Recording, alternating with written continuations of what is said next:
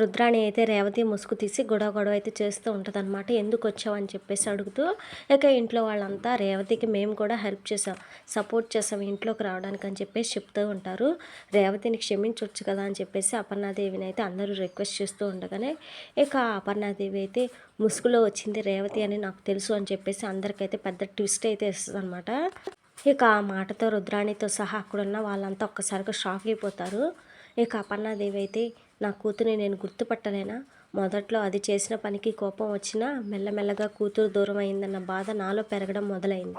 కానీ last time అది ఇంటికి వచ్చినప్పుడు దాన్ని చూసేసరికి అది చేసిన తప్పు మళ్ళీ గుర్తుకొచ్చి కోపాన్ని కంట్రోల్ చేసుకోలేక దాని మీద అరిచేశాను. ఎప్పటికీ దాన్ని క్షమించకూడదని అనుకున్నాను. కానీ ఒకరోజు అనుకోకుండా నా మనవణ్ణి తీసుకుని దాని ఇంటికి వెళ్ళాను అని చెప్పేసి కపర్ణాదేవి అయితే ఏడుస్తూ చెప్తూ ఉంటుంది. ఇక రేవతి అయితే షాక్ అయిపోయి అలానే చూస్తూ ఉండగానే ఇక అపర్ణాదేవి అయితే అసలు ఏం జరిగిందో ఏంటో చెప్తూ ఉంటుంది అనమాట. అయితే అపర్ణాదేవి ఒకరోజు స్వరాజ్ని తీసుకుని రేవతి ఇంటి దగ్గర వరకు అయితే వెళ్తూ ఉంటుంది అనమాట.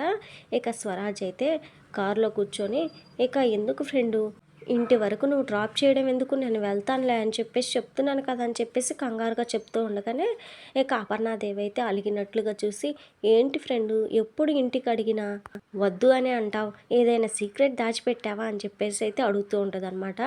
సీక్రెట్ ఎందుకు ఉంటుంది ఫ్రెండు, మా అమ్మ తెలియని వాళ్ళతో ఫ్రెండ్షిప్ చేస్తే తిడుతుంది అని చెప్పేసి స్వరాజ్ అయితే చెప్తాడనమాట. తెలియని వాళ్ళు కాకుండా ఉండాలంటే ఒకసారి పరిచయం చేసుకోవాలి. పైగా నేను నీకన్నా పెద్దదాన్ని కాబట్టి నువ్వు నాతో ఉంటే సేఫ్గా ఉంటావని మీ అమ్మకు క్లారిటీ వస్తుంది.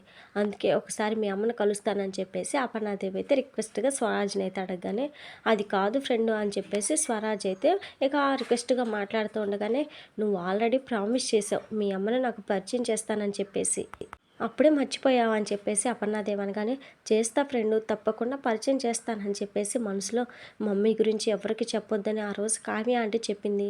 ఇప్పుడేమో నా ఫ్రెండ్ నేరుగా కలవాలి అంటుంది. ఇప్పుడు కలిస్తే ఏమవుతుందని చెప్పేసి కంగారుగా, మా అమ్మ పెళ్ళికి వెళ్ళింది ఫ్రెండు సాయంత్రం వస్తుందని చెప్పేసి అబద్ధం అయితే చెప్తాడనమాట. అవునా, అయ్యో సర్లే మళ్ళీ ఈసారి వచ్చినప్పుడు తప్పకుండా కలుస్తానని చెప్పేసి అపర్ణాదేవి అయితే చెప్తుందనమాట. ఇక స్వరాజ్ అయితే కారు దిగి బాయ్ చెప్పి ఇంక వెళ్ళిపోతాడు. ఇక అపర్ణాదేవి అయితే ఆలోచిస్తూ ఉంటుందన్నమాట. ఇక స్వరాజ్ అయితే ఇంట్లోకి వెళ్ళేసరికి హాల్లో రేవతి జగదీష్ అయితే ఉంటారనమాట. ఇక అప్పుడే స్వరాజ్ అయితే, అమ్మ మీ అమ్మ నన్ను ఇక్కడ దాకా డ్రాప్ చేసింది, నేను కలుస్తానని ఒకటే పంతం పట్టింది, నేనే మీరు లేరు ఊరికి వెళ్ళారని చెప్పేసి అబద్ధం చెప్పి వచ్చేసానని చెప్పేసి అనగానే ఇక రేవతి అయితే ఒక్కసారిగా షాక్ అయిపోతుందన్నమాట. అయితే ఎంతలో అపర్ణాదేవి అయితే తన కారులో స్వరాజ్ వాటర్ బాటిల్ మర్చిపోయాడని చెప్పేసి చూసి ఇచ్చేద్దాం అని చెప్పేసి స్వరాజ్ ఇంటి దగ్గరికి అయితే వస్తుంది. ఇక అపర్ణాదేవి గుమ్మం దగ్గరకు వచ్చేసరికి రేవతి జగదీష్ వాళ్ళని చూసి ఒక్కసారిగా షాక్ అయిపోతుంది అనమాట. ఇక రేవతి ఏమో భర్తతో ఇలా మాట్లాడుతూ ఉంటుందన్నమాట. అమ్మో మా అమ్మకి ఇల్లు తెలిసిపోయింది కాబట్టి ఏదో ఒక రోజు వస్తుంది, నాకు ఎదురు పడుతుంది. ఇన్నేళ్ళు గడిచిన అమ్మకు నా మీద కోపం పోలేదు, ఇప్పుడు అనుకోకుండా మన బిడ్డ మా అమ్మను కలిశాడంటే తను ఎలా నమ్ముతుంది, నేనే కావాలని మా అమ్మకు దగ్గర అవ్వడానికి ఇదంతా చేశానని మా అమ్మ అనుకుంటుందని చెప్పేసి ఏడుస్తూ ఉంటుందన్నమాట. ఇక అప్పుడే అపర్ణాదేవికి ఒక క్లారిటీ అయితే వస్తుంది. స్వరాజ్ తన కూతురు కొడుకే అని చెప్పేసి, నన్ను క్షమించు రేవతి, నీకు ఈ కష్టం అంతా నా వల్లే వచ్చింది, నా వల్లే నువ్వు నీ కుటుంబానికి దూరం అయ్యావు, ఇన్ని అవమానాలు పడుతున్నా అని చెప్పేసి జగదీష్ కూడా ఏడుస్తూ చెప్తూ ఉంటాడనమాట. తప్పు చేసింది మీరు కాదండి, నేను ఆ వయసులో నేనేం చేస్తున్నానో తెలియక, ప్రేమించిన మనిషి మీద ఇష్టం వదులుకోలేక, పెద్దవాళ్ళ అంగీకారం లేకుండానే పెళ్లి చేసుకొని చాలా పెద్ద తప్పు చేశానండి. 18 ఏళ్ళు ప్రాణంగా పెంచుకున్న కూతురు ఏ తల్లికైనా ఎలానే చేస్తే కోపం వస్తుందండి. మా అమ్మ అప్పుడు ఇప్పుడు ఎప్పుడు కరెక్టేనండి అని చెప్పేసి రేవతి అయితే ఏడుస్తూ జగదీష్తో మాట్లాడుతూ ఉంటుందన్నమాట. ఇక అదంతా అపర్ణాదేవి అయితే వింటది. మా అమ్మ కోపం, బాధ, ఆవేశం, ఆఖరికి తను పెట్టుకున్న కన్నీళ్లకు అన్నిటికీ నేనే కారణం అండి. ఈ శిక్ష నేను జీవితాంతం పడతానండి. కానీ మన బిడ్డ పెరుగుతుంటే అర్థమవుతుందండి, వాడికి అమ్మమ్మ తాతయ్యతో పాటు ఒక పెద్ద కుటుంబం ఉన్నా ఎవరూ లేని వాళ్ళే పెరుగుతున్నాడని. దానికి కారణం నేనే అని తలుచుకున్న ప్రతిసారి నేను చేసిన తప్పే నాకు గుర్తుకొస్తుందండి. ఈరోజు నా బిడ్డని ఆ కుటుంబానికి దగ్గర చేయలేనందుకు నేను ఎంత బాధపడుతుంటే, ఆ రోజు నేను చేసిన తప్పుకు మా అమ్మ ఇంకెంత బాధపడి ఉంటుంది అని చెప్పేసి ఏడుస్తూ జగదీష్తో చెప్తూ ఉంటుందన్నమాట. కాలాన్ని మళ్ళీ వెనక్కి తీసుకెళ్ళే రోజంటూ వస్తే అమ్మ కాళ్ళ మీద పడి సారీ చెప్పి వేడుకోవాలని ఉందండి. కన్న వాళ్ళ కన్నీళ్ళకు కారణమైన వారు ఎప్పటికీ బాగుపడరండి. దానికి సాక్షి ఇదిగో నేనేనండి అని చెప్పేసి రేవతి ఏడుస్తూ ఉండగానే కపర్ణాదేవికి కూడా కన్నీళ్ళు వస్తాయన్నమాట. అక్కడితో ఇది జరిగిందని చెప్పేసి అపర్ణాదేవి అయితే ఫ్లాష్ బ్యాక్ మొత్తం చెప్పేస్తారనమాట. ఇక అందరూ అయితే అపర్ణాదేవి వైపు అలా చూస్తూ ఉండగానే ఇక అపర్ణాదేవి అయితే రేవతి దగ్గరికి అయితే వెళ్తుందనమాట. ఇక ఆ రోజు నిన్ను చూశాక, నీ మాటలు విన్నాక నాలోని కోపం, బాధ అన్నీ అక్కడే చచ్చిపోయాయని చెప్పేసి ఏడుస్తూ మాట్లాడుతూ ఉంటుందన్నమాట.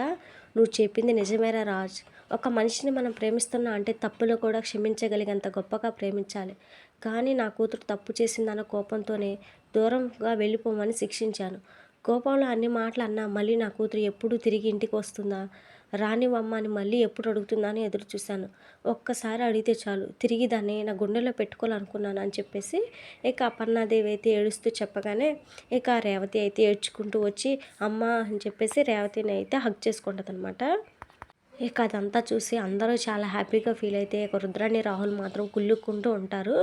ముసుగులో వచ్చింది నువ్వే అని తెలిసిన ఎప్పుడు ముసుగు తీసి అమ్మ అని పిలుస్తావా అని ఎదురు చూశానమ్మా అని చెప్పేసి రేవతి అయితే ఏడుస్తూ చెప్తూ ఉండగానే ఇక రేవతి అయితే అపర్ణాదేవి కాళ్ళ మీద పడి నన్ను క్షమించమ్మా, నీ మాట కాదని తప్పు చేశానని చెప్పేసి అంటదనమాట. ఇంకా వెంటనే అపర్ణాదేవి అయితే కూతుర్ని పైకి లేపి క్షమించాల్సింది మేం కాదమ్మా, నువ్వే మమ్మల్ని క్షమించాలి. మూర్ఖత్వంతో దూరం పెట్టి ఆ పసివాడిని ఎవరూ లేని వాళ్ళ పెరిగేలా చేశాను నేను అని చెప్పేసి ఏడుస్తూ ఉంటుందన్నమాట. ఇక వెంటనే కావ్య అమ్మో అమ్మో అత్తయ్య మీరు మామూలు వారు కాదు, నాటకాలు ఆడుతుంది మేము అనుకున్నాం, కానీ మాకు తెలియకుండానే ఇంత పెద్ద నాటకం ఆడతారా అని చెప్పేసి అనగానే ఇక ఇందిరాదేవి కూడా నిజంగానే నువ్వు ఎక్కడ రేవతిని ఆవేశపడి కొడతావో అని చెప్పి భయపడి చచ్చానే, నీ మనసులో మాట నాకైనా చెప్పొచ్చు కదా అని చెప్పేసి అలిగినట్టుగా మాట్లాడగానే ఇక అపర్ణాదేవి అయితే నా కోడల ప్రయత్నాల వల్లే మేము మళ్ళీ కలిసామని చెప్పేసి కావ్యనైతే మెచ్చుకుంటుందన్నమాట. ఇక అదంతా చూసిన స్వరాజ్ అయితే నేను అబద్ధాలు చెప్పకపోతే మనం ఇలా కలిసే వాళ్ళమే కాదు ఫ్రెండ్ అని చెప్పేసాను. కానీ ఇక అపర్ణాదేవి అయితే వాడిని దగ్గరకు తీసుకొని ముద్దు పెట్టుకొని కూతురుతో పాటు హగ్ చేసుకుంటుంది అనమాట. ఇక తర్వాత సీన్లో అయితే అప్పు అయితే కావ్య ప్రెగ్నెన్సీ గురించి ఆలోచించి బాధపడుతూ ఉంటుందన్నమాట తన గదిలో కూర్చొని. ఇక ఎంతలో కళ్యాణ్ అయితే వచ్చి ఇక అప్పును ఓదారుస్తూ ఉంటాడు. ఇక అప్కమింగ్ ఎపిసోడ్లో అయితే హాల్లో అందరూ కూర్చొని ఉండగానే కావ్య అయితే అందరి ముందు అప్పు నా కూతురు పుడుతుందని మీ బావ, కొడుకు పుట్టాలని నేను గొడవ పడుతున్నామే, మాకెవరు పుడతారో చెప్పు అని చెప్పేసి చాలా సంతోషంగా అడుగుతూ ఉంటుందన్నమాట.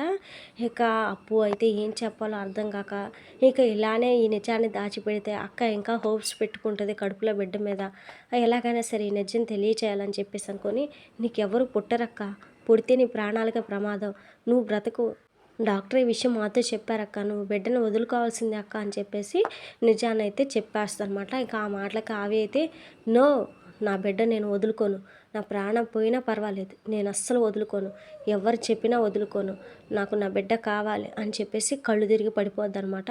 ఇక అందరూ అయితే కావ్య కావ్య అని చెప్పేసి వచ్చేసి కావ్యని అయితే పట్టుకుంటారు.